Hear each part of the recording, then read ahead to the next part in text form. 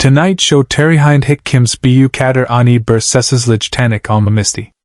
Adele Agli Yordu. Jimmy Microphonu Barakti. Voses Tekrar Dioldu. It wasn't supposed to happen this way.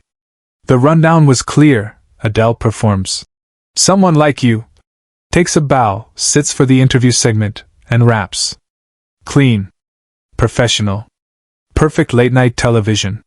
But at 11:47 p.m. on a Tuesday in Studio 6B, something broke through the polished veneer of America's most-watched talk show. A voice from the audience. A moment of silence. And Jimmy Fallon making a decision that would redefine what it means to be human on live television. The stage lights were warm that night, bathing Adele in gold as she held the final note of her performance. The studio audience was on their feet, applause thundering through the room. Jimmy stood by his desk, clapping, grinning that signature Fallon smile. Everything was going according to plan. And then, in the space between the applause dying down and Adele's first step toward the interview chair, a voice cut through the noise. Not loud. Not aggressive. Just clear enough to reach the stage. That was my daughter's favorite song. Adele stopped. Her smile flickered. Jimmy's hands froze mid-clap. The entire room seemed to inhale and forget to exhale. The woman who spoke was in the third row, center aisle. Late 50s, maybe early 60s. Her face was lined with the kind of grief that doesn't fade, the kind that becomes part of your features. She wasn't trying to disrupt anything. She wasn't asking for attention. She had simply said the truth out loud, and the truth had weight. But what happened next, what Jimmy Fallon did in that moment, would become the most watched clip in Tonight Show history. And it started with a choice that broke every rule in the late-night playbook. Jimmy didn't look at the producers. Didn't glance at the cameras. Didn't wait for a commercial break. He set his index cards down on the desk, stepped away from his mark, and walked toward the edge of the stage. Wait, he said softly, raising a hand to the band. The Roots, mid-transition into the next segment's music, stopped. The sudden silence was jarring. You could hear the hum of the stage lights. Ma'am, Jimmy said, his voice carrying just enough to reach her without a microphone. What's your name? The woman blinked, startled. She hadn't expected to be acknowledged. Behind her, audience members turned, some confused, some already piecing together what was happening. Adele, still standing center stage, brought a hand to her chest. Linda, the woman said quietly. My name is Linda. Jimmy nodded. He looked at Adele, then back at Linda. Linda, can you tell us about your daughter? The question hung in the air like a prayer. Linda's lips trembled. For a moment, it seemed like she might not answer. But then she took a breath, and the words came. Her name was Sarah. She passed 3 months ago. Breast cancer. She was 32. Linda's voice cracked, but she kept going. She used to play Adele's songs every morning while getting ready for work. Especially that one. Someone Like You. She said it reminded her that even sad things can be beautiful. The studio was silent. Not the kind of silence that happens when a show pauses for effect. The kind that happens when a room full of strangers suddenly becomes a room full of witnesses. Adele covered her mouth with both hands. Tears were already spilling down her face. She didn't wipe them away. She let them fall. Jimmy stepped off the stage. No one stopped him. The cameras followed instinctively, capturing something unscripted, unrehearsed, and undeniably real. He walked up the aisle to where Linda sat and crouched down beside her seat. I'm so sorry, he said. And he meant it. You could hear it in his voice.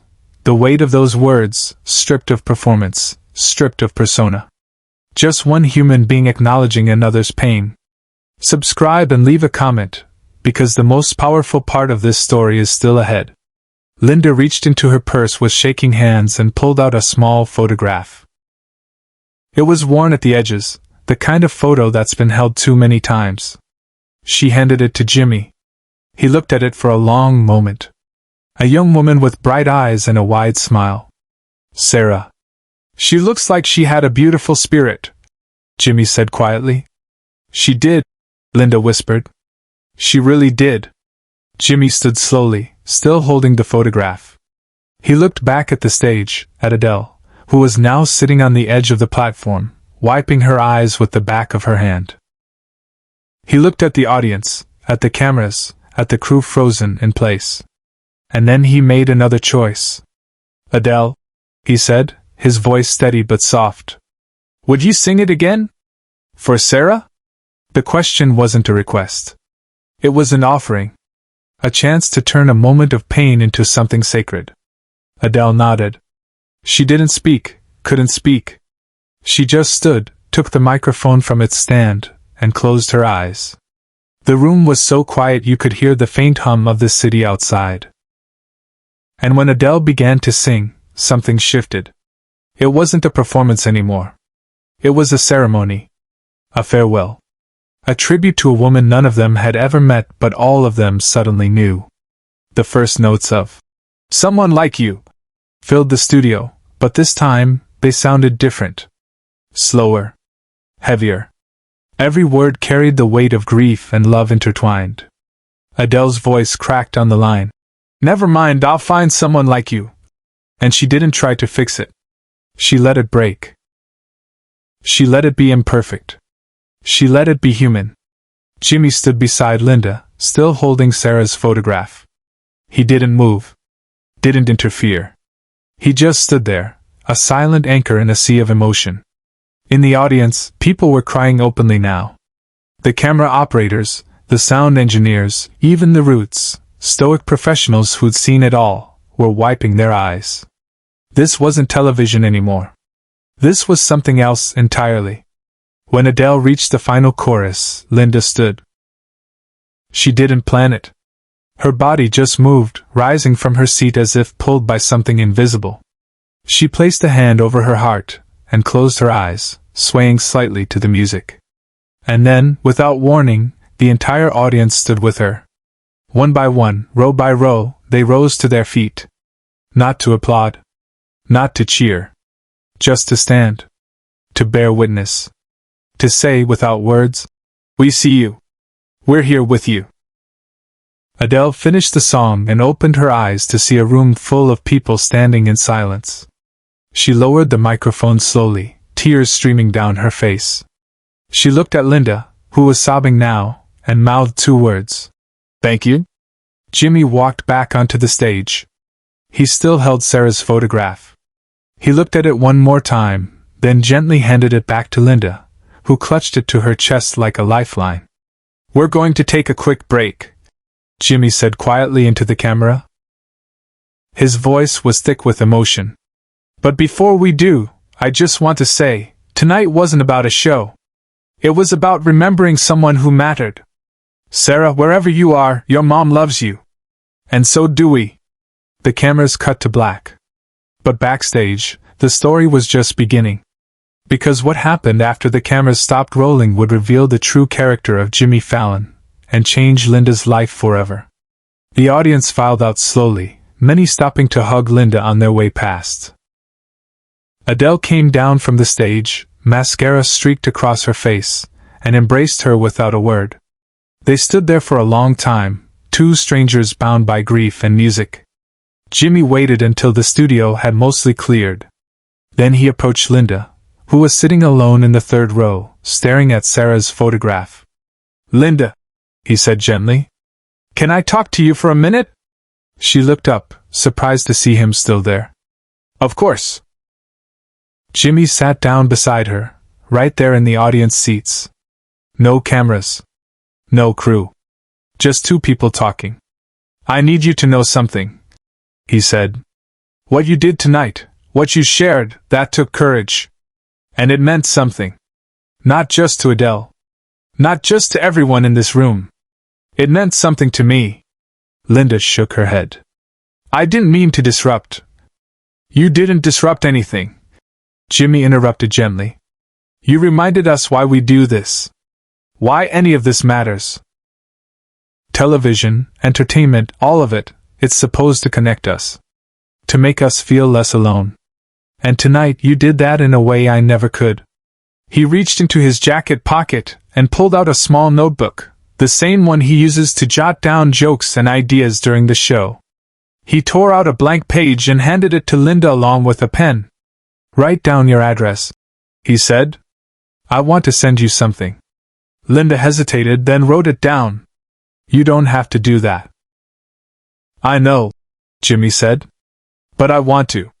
3 weeks later, Linda received a package at her home. Inside was a framed photograph, not of Sarah, but of that night. The moment when she stood in the audience, and Adele sang for her daughter. Below the image was a handwritten note from Jimmy. "Linda, some moments are too important to forget. Sarah's memory lives on, in you, in that song, and in everyone who was there that night. Thank you for trusting us with your story. You changed me. Jimmy." But there was something else in the package. A vinyl record. Original pressing. Adele's album, signed by her with a message. For Sarah. For Linda. For love that never ends. Share and subscribe. Make sure this story is never forgotten. The clip of that night went viral within hours. But it wasn't treated like typical viral content. No memes, no jokes, no hot takes. People watched it in silence, shared it with captions like, "This is what humanity looks like," and "I haven't cried like this in years." Major news outlets picked it up. NPR ran a segment on the power of unscripted moments in media. The New York Times wrote an op-ed titled, "When Late Night Got Real." But the most telling response came from everyday people, thousands of comments from viewers sharing their own stories of loss, of grief, of the songs that helped them survive. Jimmy didn't capitalize on it. He didn't bring it up in interviews or use it to promote the show. In fact, when asked about it weeks later on another talk show, he simply said, "That wasn't my moment. That was Linda's. And Sarah's. I was just lucky enough to be there." But those who know Jimmy well say that night changed him. Not in a dramatic, visible way, but in the small moments.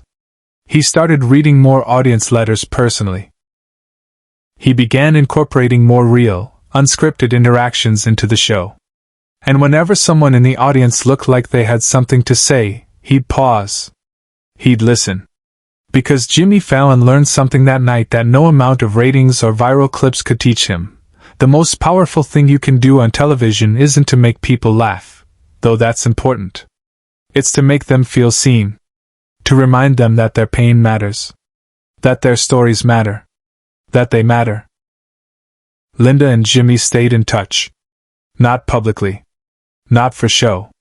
Just occasional emails, a phone call on Sarah's birthday, a card at the holidays. A quiet friendship built on a shared moment of vulnerability. The framed photograph from that night, the one showing Linda standing as Adele sang, became something more than a memory. Linda placed it on her mantle, but she also did something else. She started a foundation. The Sarah's Song Foundation. Its mission: to bring live music to cancer patients in hospitals. To give them the same gift Adele had given her daughter, the reminder that even in darkness, beauty exists. Jimmy became the foundation's first donor. He didn't announce it. Didn't make it public. He simply wrote a check and included a note. "Sarah would be proud of you. Keep her song alive." Within a year, the Sarah's Song Foundation had brought musicians to 12 hospitals across the country. Pianists playing in oncology wards. Guitarists performing in pediatric units. Singers offering private concerts to patients too weak to leave their beds. And every single time, the musicians would introduce themselves the same way. "I'm here because of Sarah. Because her mother believed that music heals." Adele heard about the foundation 6 months after that night. She reached out to Linda privately and offered to headline a benefit concert. When Linda protested that it was too much, Adele said simply, "Your daughter gave me a gift that night. She reminded me why I sing. This is the least I can do." The concert raised over $2 million. But more importantly, it gave Linda something she thought she'd lost forever: purpose. A way to transform grief into action. A way to make sure Sarah's love of music didn't die with her. Jimmy attended the benefit concert, sitting quietly in the back row. When someone recognized him and asked if he wanted to say a few words on stage, he declined. "Tonight isn't about me," he said. "It's about Sarah. And all the Sarahs out there who deserve to hear music one more time." Back at the Tonight Show, things were different now. Jimmy kept that notebook, the one he'd given a page from to Linda, on his desk during every taping. It became a reminder. A symbol. Whenever the show felt too scripted, too polished, too safe, he'd glance at it and remember, the best moments are the ones you don't plan. The photograph, the one Jimmy held that night. Linda keeps it on her mantle now, right next to the framed image from the show. 2 pictures. 2 moments. 1 story. The story of a daughter who loved a song. A mother who loved her daughter. And a late-night host who chose, in a single unguarded moment, to be human first and a performer second. That choice, that willingness to stop the show, to step off the stage, to sit with someone else's pain, became Jimmy Fallon's legacy. Not his sketches. Not his bits. Not even his interviews with the biggest stars in the world. His legacy is this: he showed us that even in the artifice of television, even under the bright lights and scripted laughs, there's room for real emotion. Real connection. Real humanity. And sometimes, all it takes is one voice. One story. One moment that changes everything. That night, Jimmy Fallon didn't just host a show. He held space for grief. And in doing so, he reminded us all what it means to be human.